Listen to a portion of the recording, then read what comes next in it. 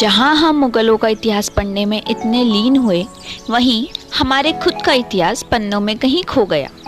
इनमें से ही है सकलियाना जागीर, जो टिहरी के पश्चिम और देहरादून के उत्तर पूर्व क्षेत्र में स्थित थी। इस क्षेत्र के मुफीदार शिवराम सकलानी जी व सीसराम सकलानी जी ने कई युद्ध लड़े। 1741 में रोहिलास को हराने के लिए टिहरी विरासत, कुमाऊं राजा की साहित्य, गोरखास से गढ़वाल आजाद कराने में भी महत्वपूर्ण योगदान रहा।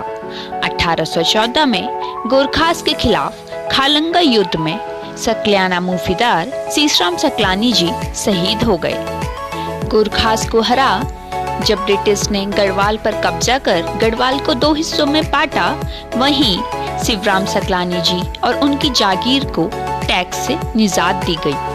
सन 1819 में शिवराम सकलानी जी की मृत्यु के बाद जब टिहरी राजा सुदर्शन शाह ने सकलाना जागीर को अपने अधीन करने हेतु ब्रिटिश से मांग रखी, तो सकलाना वंशज ने यह न होने दिया। वह खुद अपनी जागीर की डोर संभाली। जो सकलाना जागीर बाजावाला देहरादून से टिहरी तक और बड़कोट रानी पोखरी से उत्तरकाशी तक थी, वह 3 हिस्सों में बट गई।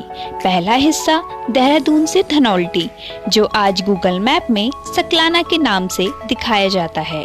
दूसरा हिस्सा बड़कोट रानी पोखरी से नई टिहरी और तीसरा हिस्सा पडियार गांव की जागीर, जो इतिहास को समेटे हुए पुरानी टिहरी के साथ जलमग्न हो गई।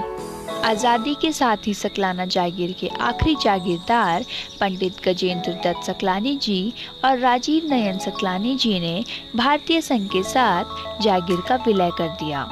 कई सकलाना वंशज राज्य व देश के लिए समर्पित हो गए। उनमें से टिहरी राज्य क्रांति के मुख्य सूत्रधार नागेंद्र सकलानी जी, वृक्षमित्र पुरस्कार सम्मानित उत्तराखंड के वृक्ष मानव विशेश्वर दत्त सकलानी जी, गढ़वाल क्षेत्र की पहली महिला लेखक व मुफीदार महेंद्र दत्त सकलानी जी की धर्मपत्नी विद्यावती डोभाल सकलानी जी, पूर्व काल में कुमाऊं रेजिमेंट के कर्नल व जम्मू कश्मीर सरकार के सलाहकार रहे लेफ्टिनेंट जनरल डी सकलानी जी और कर्नल पीसी सकलानी जी।